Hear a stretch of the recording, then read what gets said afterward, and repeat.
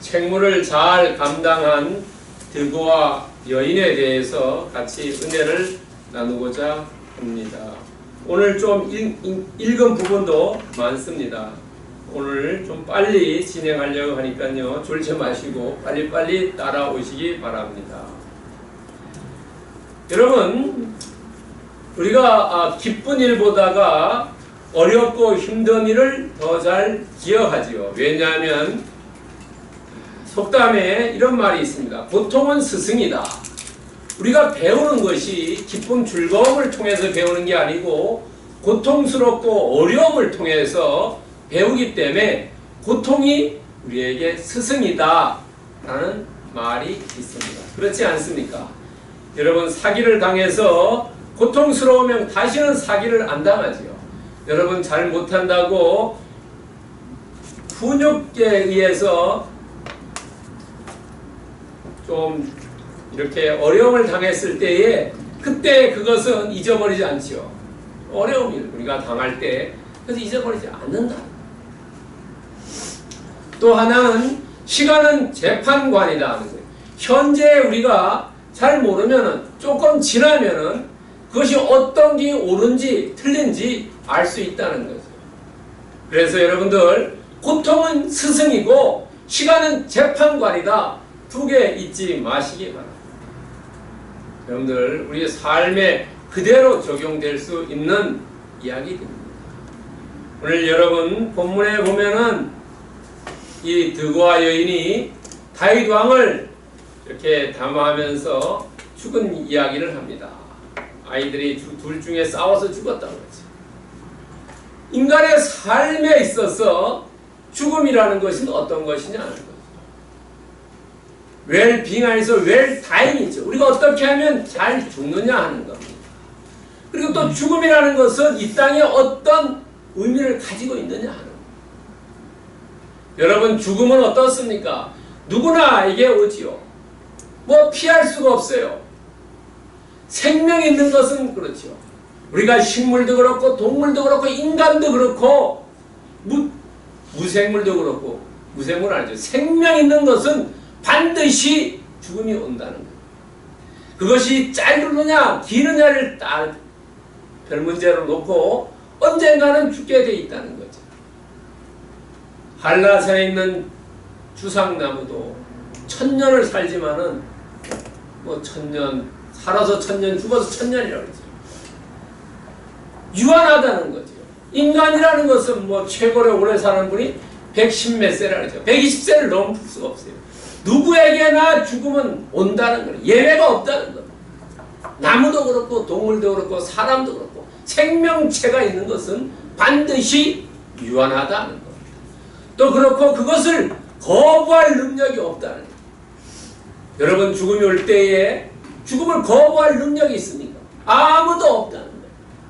누구도 그것을 받아들일 숙명이지 그것을 거부하거나 나중에 오세요 라고 얘기할 수 있는 자격을 가진 사람은 아무도 없다. 예수님도 십자가에서 돌아가셨다. 그 다음에 이 죽음이라는 것은 이 땅에서의 모든 활동을 끝낸다. 아무리 고관대작이라 하더라도 이집트의 파라오의 왕도 피라미드를 만들었지만은 영생 불사를 못했죠. 진나라의 시황제도 우리나라까지 서귀포까지 왔지만 불로초를 구하라. 그렇지만 그분도 역시 영생 못했죠.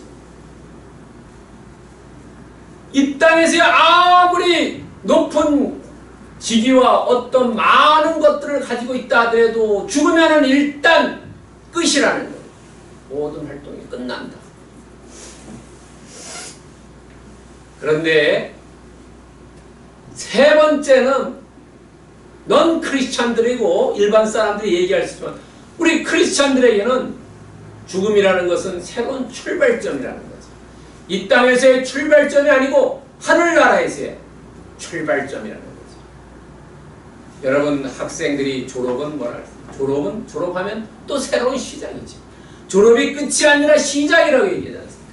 우리 크리스찬들도 이 땅에서의 생명이 끝나지만은 하늘나라 가서 주님과 같이 영생할 수 있는 새로운 출발점입니다. 그렇기 때문에 크리스찬들은 죽음에 대해서 두려워할 필요도 없고 이 땅에서 우리가 다음 단계를 준비해야 된다. 그게 크리스찬입니다. 그냥 막연히 뭐 될 거다 그러면 안 된다. 여러분 어떤 일이 막연히 될 거라고 생각하는 것과 내가 준비를 해서 맞이하는 것과는 전혀 다르다는 겁니다. 여러분 오늘 예배에 나오신 분들 우리의 삶이 이 땅에서 끝나는 게 아니라 우리는 다음 단계를 준비하는 그 삶을 이 땅에서 사시기를 축원드립니다. 아멘. 오늘 여러분 저와 여러분과 같이 교독한 본문을 3회라 14장 1절부터 20절까지 교독했습니다. 그러나 그 본문을 자세히 보면 몇 가지 이야기가 나옵니다. 그 이야기가 나오는데 그것을 어떻게 단락을 구성해야 되냐 하면은 여러분 오늘 본문에 보면은 1절과 3절은 배경이 나와요. 그리고 4절과 11절은 드고와 여인이 거짓에 간청을 합니다. 거짓말로 요청을 해요. 세 번째는 드고와 여인이 중재 요청을 합니다. 다윗에게 압살롬을 데려오세요 라는 얘기합니다. 네 번째는 드고와 여인의 아첨과 고백이 있습니다.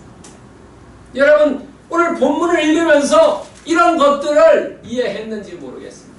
이런 것들을 이해하셔야 됩니다.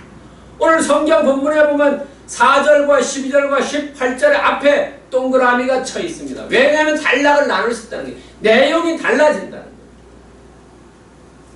그런데 이 드고와 여인이 이야기를 할 때 예화를 들어 이야기를 합니다.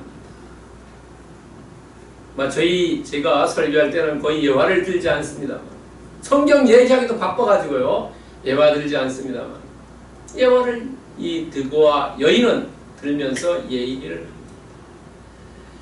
그 예화를 세 가지를 드는데요 이 예화를 든 것이 원래 얘기와 잠깐 핀트가 다르다는 거예요. 그냥 들으면 들을싸합니다. 사기꾼이 얘기하듯이 그럴싸한데 안에 들어가서 하루 저녁 지나고 생각해보면 다르다는 거예요. 첫 번째 비슷하면서 다른 이야기가 하나 나와요. 무슨 얘기냐면 오늘 본문 14장 4절부터 11절 내용과 가인과 아벨의 이야기를 비슷하게 이야기하는데 다르다는 거예요. 오늘 4절에서 11절에는 두 형제가 싸워요. 이건 창세기에 또 나옵니다. 4장 1절에 나와요. 그 다음에 두 형제가 싸우고 또 형이 동생을 죽이고 형이 죽음을 염려하고 사건에 대해서 권위자가 개입하고 형의 죽음을 보호해줘요. 그런데 이 본문에서는 누가 얘기하냐면 다윗 왕이 얘기했지만 창세기에서는 여호와 하나님이 한다는 거예요. 사람이 하는 것과 하나님이 하는 것 차이가 있다는 거예요. 그러면서 이 드고와 여인은 이 다윗 왕을 하나님 레벨에 올려놓는다. 아첨한다는 거예요. 다르다는 겁니다. 두 번째 이야기 또 하나 나옵니다. 두 번째도 비슷하지만 달라요. 뭐냐 하면은 나단의 이야기입니다. 다윗 왕이 밧세바의 간음 사건에 의해서 나단이 선지자로부터 책망을 듣죠. 이때 다윗의 나이가 몇 세냐면 50세입니다. 여러분 알다시피 다윗이 밧세바 여인을 취했을 때 젊은 시절에 취한 게 아니고 이 다윗 왕이 30살에 왕이 돼서 20년 동안 통치한 후에 50살에 그런 사건을 벌인다는 거예요. 주전 990년경입니다. 뭐 정확하게 50살이라고는 볼 수 없지만 그 50살에 플러스 마이너스 알파래 그 언저리입니다.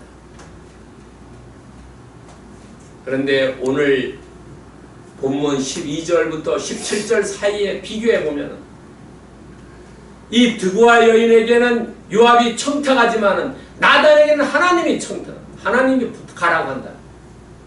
그 다음에 동기는 뭐냐면 하부하는 거예요. 그러나 나단 선지자는 다윗 왕에게 충정으로 이야기해요.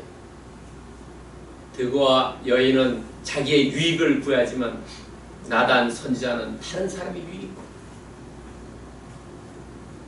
드고와 여인은 감정에 호소했지만은 나단 선지자는 양심에 호소한다. 결과는 비극이었고 하는 성공입니다. 왜냐하면 둘 다 이루긴 이루지만은 드고와 여인은 압살롬을 데리고 올 수 있게 허가를 해줘요.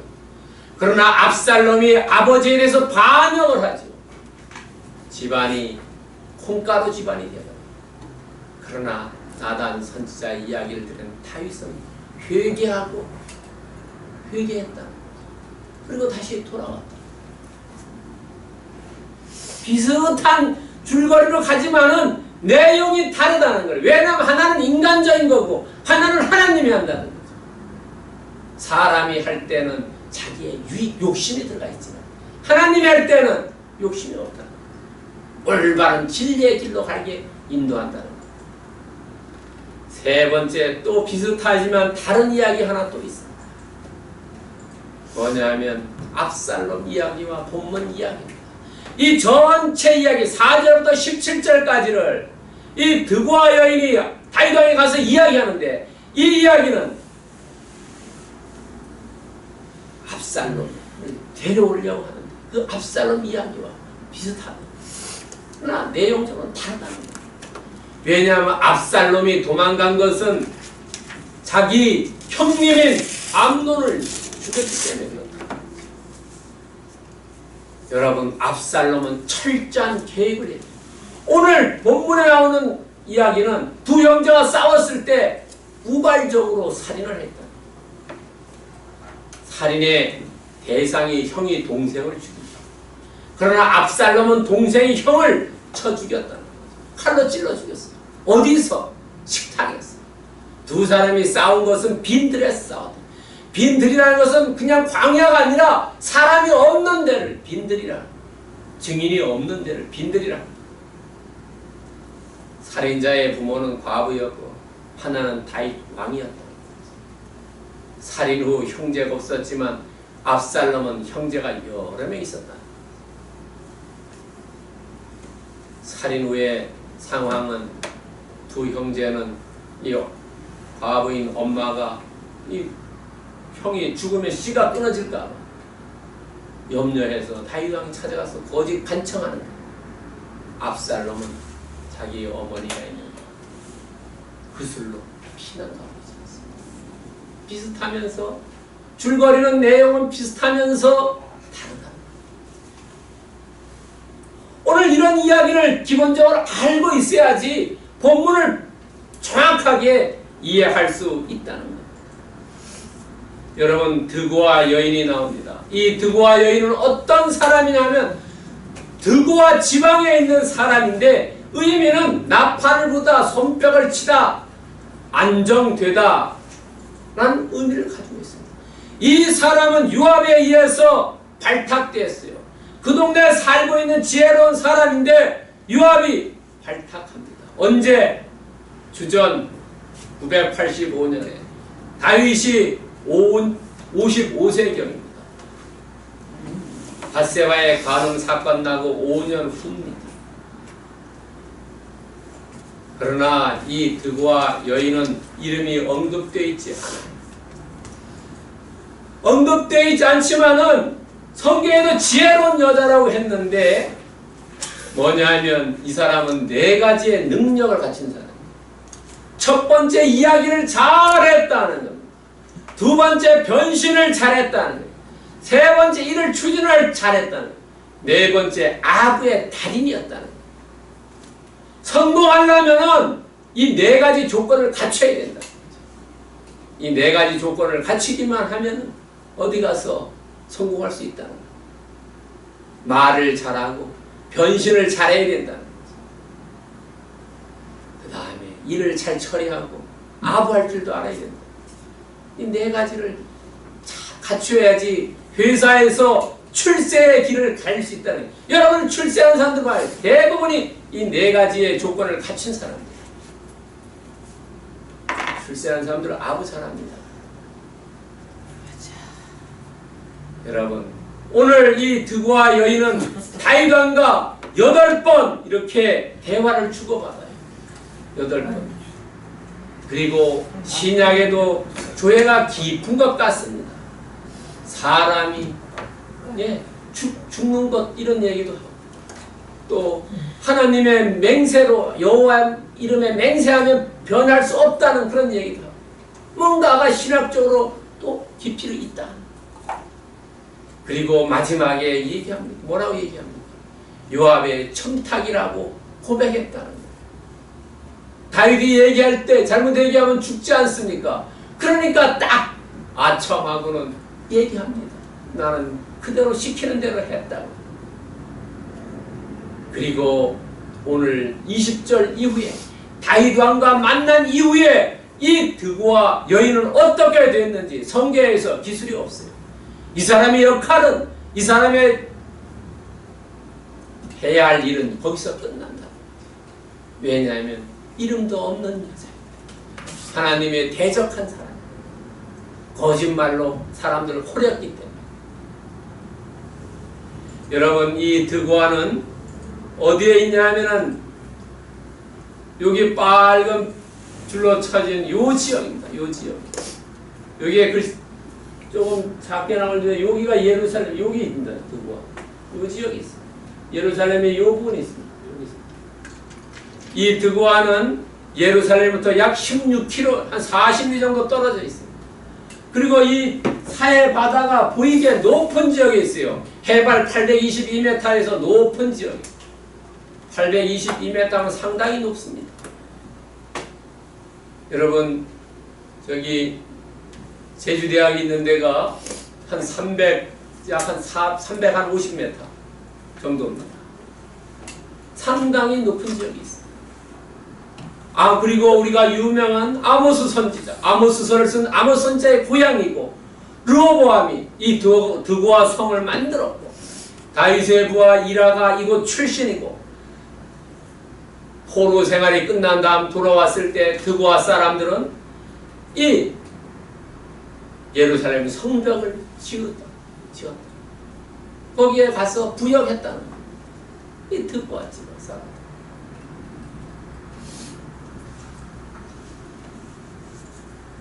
그렇다면은 이 드고아 여인의 오늘 본문을 통해서 어떤 역할을 이 사람이 했냐 하는 거예요. 우리는 드고아 여인이 어떤 역할을 했냐고 보면 세 가지의 역할에 주목해 볼 필요가 있다는 거예요. 첫 번째는 전달자, 두 번째는 간청자, 세 번째는 중재자로서의 역할이라는 거예요. 여러분 첫 번째 전달자의 역할입니다. 전달자로서의 드고아 여인의 역할. 19절 하반절을 보면은요, 그가 이 모든 말을 왕의 여종의 입에 넣어 주었사오니. 자, 전달자, 메시지를 전하는 사람은 자기의 생각을 전하면 안 된다는 거죠. 3절과 19절에 보면 그 입에 넣어준 그 얘기만을 전해야 된다는 거죠. 많은 사람들이 자기 생각을 전한다는 거죠.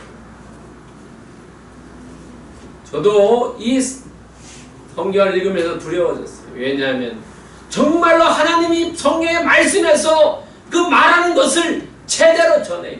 자기의 생각 가담하면 안 된다는 거예요. 변개도 안 된다는 거죠.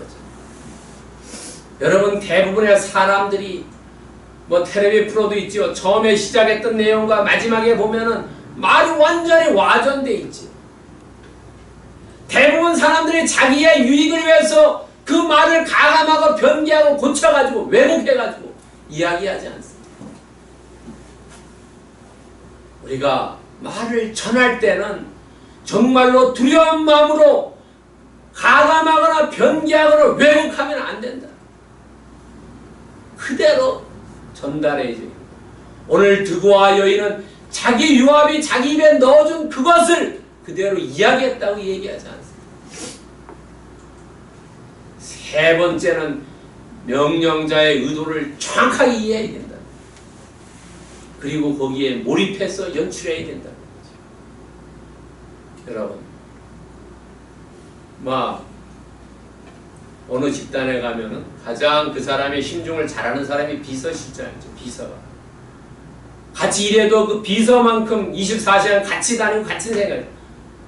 왜냐하면 같은 어떤 이야기를 안 해도 비서가 그 사람을 대변해서 정확하게 이해해가지고 몰입해서 연출해야 된다는 거죠. 이야기해야 된다는 거죠. 자기가 거기에 대충 하면 안 된다. 가감 왜곡 변개하면 안 된다는 거죠.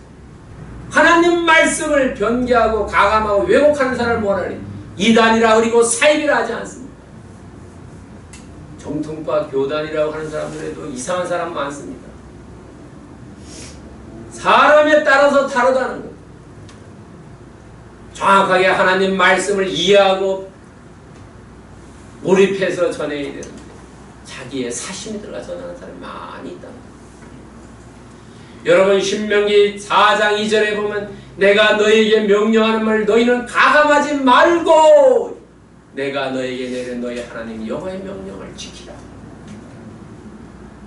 여러분 우리는 하나님의 말씀을 더하거나 빼거나 고치거나 하지 말고 오로지 말씀 그대로 이해하고 그 안에서 주고자 하는 내용을 정확하게 몰입해서 묵상해 그대로 행해야 됩니다. 오늘 예배에 나오신 모든 분들은 각자 이 땅에서 예수님의 사도로서의 역할을 할 때 하나님 말씀을 더하거나 빼거나 고치지 말고 그대로 다른 사람에게 전파하시기를 축원드립니다. 두 번째는 간청자로서의 주보에 보면 탄원자인데 같은 말입니다. 14절에 보면은 드고와 여인이 왕에게 아랠 때 얼굴을 땅에 대고 엎드려 이르되 왕이여 도우소서. 간청자는 뭐냐면은 을이지요. 을. 우리가 요즘 잘 말하는 갑이 아니라 을이라는 거예요. 을은 어때요? 최대한의 자기를 낮춰야 돼. 겸양해야 되고 겸손해야 된다는 거죠. 왕에게 가서 납작 엎드렸다는 겁니다. 그리고 얘기할 때 왕의 종, 계집 종, 그리고 왕의 마음을 사기 위해서 상복을 입고 갔고 자기 아들이 죽었다고 거짓 연출을 하죠. 최대한의 자기를 낮췄다. 왜냐하면 목이 뻣뻣하면 어떻습니까?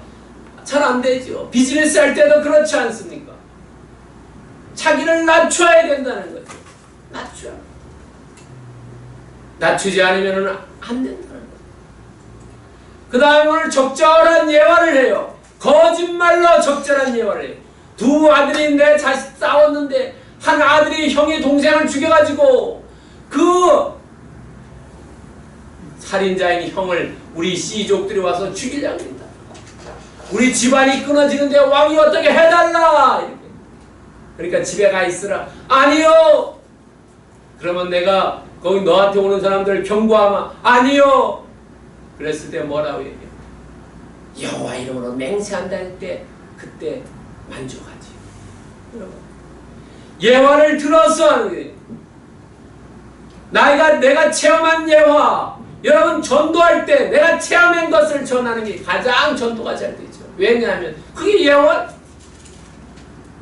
이야기로 하는 거. 그게 사람들에게 감정을 호소한다. 그리고 목적을 달성할 때 점층적으로 이야기.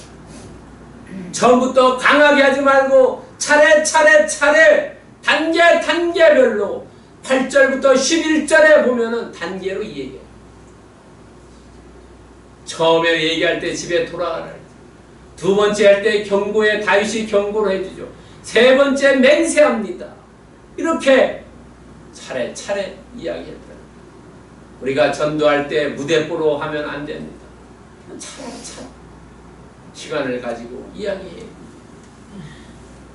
여러분, 간청자로서의 역할은 가장 중요한 것은 자기를 낮추고 겸손하게 자기를 낮춰야 된다. 을은 낮춰야 된다. 예수님도 천지전능 무소불위하셨지만 빌립보서 2장 4절에 보면 자기를 낮추고 죽기까지 복종했다.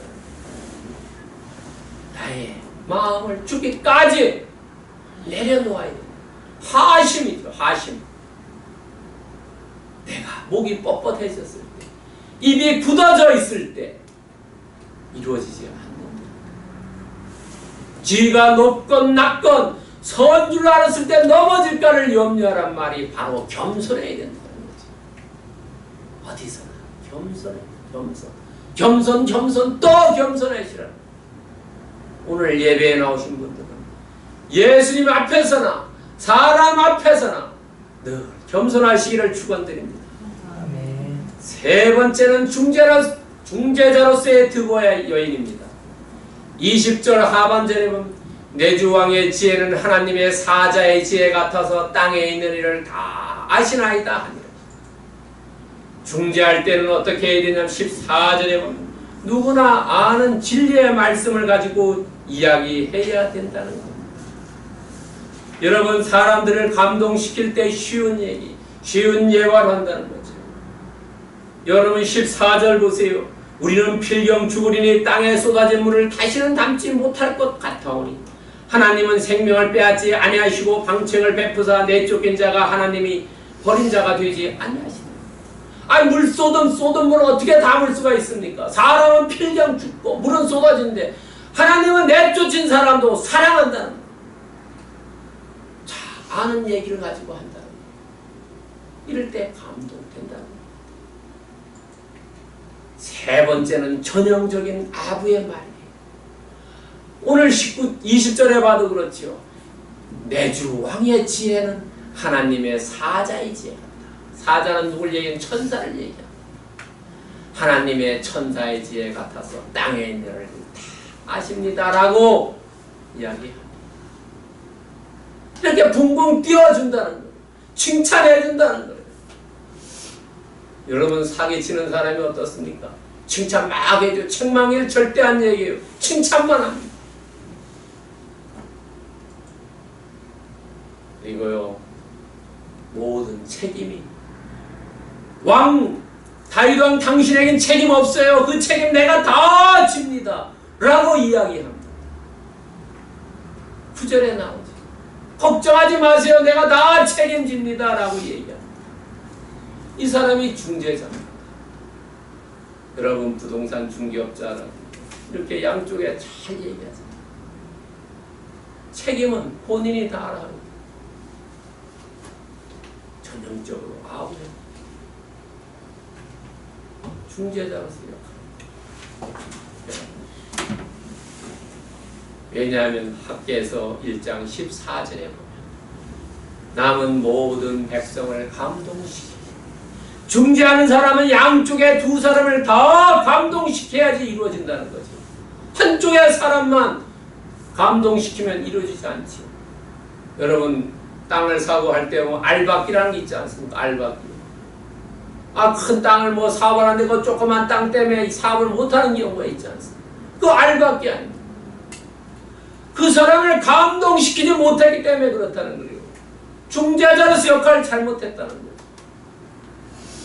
우리는 정말로 이 땅에 살면서 하나님의 마음도 감동시켜야 되지만 우리 주변에 있는 사람들도 크리스찬으로서 감동시켜줘야 한다는 거죠. 그래야지 전도도 된다는 거죠. 그래야지 크리스찬으로서 인정받는 삶을 살 수 있다는 겁니다. 여러분, 주위의 사람들을, 하나님을, 예수님을 감동시키기를 축원드립니다. 아멘. 네 번째는 본문을 통해서 교훈이 무엇이 있냐는 거예요. 여러분, 인간의 감정은 진리와 신앙의 방향거리로 전략될 수 있어요. 우리가 감정과 이성이 있는데 이 감정을 잘 컨트롤 못하면은 실수할 수 있다는 거죠. 오늘요, 이 드고와 여인은 다윗 왕을 잘 구워 삶는 게 목적이지만은, 그러나 우리는, 크리스찬은 귀에 듣기 좋은 말, 눈에 보기 좋은 것 때문에 실수하면 되지 않는다는 거예요. 여러분, 감언 이설에 속지 마시기 바랍니다. 강아지가 주인 보고 꼬리치지요. 그 꼬리치는 거에 속지 마시기 바랍니다. 디모데 후서 2장 5절에 너는 진리의 말씀을 옳게 분별하라. 부끄러운 것이 없는 일꾼으로 인정된 자로 자신을 하나님께 앞에 드리기를 힘쓰라. 우리가 진리의 말씀, 하나님의 말씀으로 가지고 이 사건, 어떤 경우든지 분별하자는 거예요. 사람들은 왜냐하면 자기의 유익을 구하여서 말씀을 가감하고 변개하고 왜곡하지만 하나님 말씀을 내가 보고 그 말씀을 따라서 행동해야지, 감정에 따라서 행동하면 실수한다는 거예요. 여러분, 정말로 디모데처럼 진리의 말씀으로 가지고 옳게 분별을 하시기를 바랍니다. 그러면 우리의 삶에 어떻게 적용해야 되느냐? 여러분, 우리의 삶에는 하나님의 말씀을 가감과 변개하는 금물이라는 거예요. 내가 성경 말씀 그대로 행해야지, 그것을 말씀을 왜곡해가지고 행동하면 안 된다는 거예요. 외국에서 다른 사람이 전해도 안 된다는 거예요. 그리고 우리가 겸손해고 점층으로 성취하자는 거예요. 겸손으로 나가고 조금씩 나가야지 성공하지, 사업도 갑작스럽게 확장해가지고 하면 다 실패합니다. 여러분, 승자의 저주란 얘기 들어보셨습니까? 비즈니스 하는 회사가 자기보다 더 큰 회사를 넙죽 M&A 해가지고 통합한다든가 흡수해가지고 그것 때문에 회사가 완전히 날아가는 경우가 있지 않습니까? 우리나라 대기업들 중에 그런 데가 있습니다. 그래서 뭐냐면 승자의 저주라고 얘기합니다. 점층적으로 해야 되는데 점층을 하지 않고 체면 때문에 뭐 했든 크게 왕창해가지고 하면 다 실패합니다. 겸손과 저주, 점층으로 가자는 거죠. 세 번째 뭐냐면 쉬운 예와 칭찬으로 감동시키자는 거예요. 쉬운 예와 아 이렇다, 그 다음에 칭찬해줘. 이것이 감동시킵니다. 쉬운 예와 칭찬으로 감동. 이렇게 이 드보와 여인은 이런 작전으로 나가서 다윗 왕을 굶어 삶아가지고 압살롬을 멀리 있는 데서 예루살렘으로 모시고 오게 됐다. 우리의 삶 속에도 하고자 하는 일들이 있지 않습니까? 그러한 일들은, 이런 것들을 우리의 삶에 적용하면 이루어질 수 있다. 여러분, 고린도전서 4장 2절에 보면 믿는 자들에게 도와줬으니 충성이다. 이 드보와 여인은 요압이 데려왔지만 요압 장군에 대해서 정말로 입에 넣어준 그 말씀 그대로 100% 이루었다는 거예요. 하나님 보시기에는 바람직하지 않았지만 요압이 봤을 때 100% 이루었다. 우리는 사람에게 충성하는 게 아니라 예수 그리스도 하나님께 충성하는 삶을 살아야 되지 않습니까? 그런 삶을 사시는 섬나이의 공동체 구성원 되기를 축원합니다. 아멘. 기도하겠습니다. 하나님 감사합니다. 하나님하고 오늘 사무엘하 14장 1절부터 20절을 통해서 귀한 말씀 주시니 감사합니다. 하나님, 드보와 여인이 요압에게 충성했던 것처럼 우리는 사람에게 충성하는 게 아니라 그 충성하는 방법을 배워서 하나님에게 충성하고 예수님에게 충성하는 저희들 될 수 있도록 주님 은혜 베풀어 주시고 인도해 주시고 능력을 허락하여 주시옵소서. 감사드리며 우리를 구원하신 예수 그리스도의 이름으로 기도드려옵나이다. 아멘.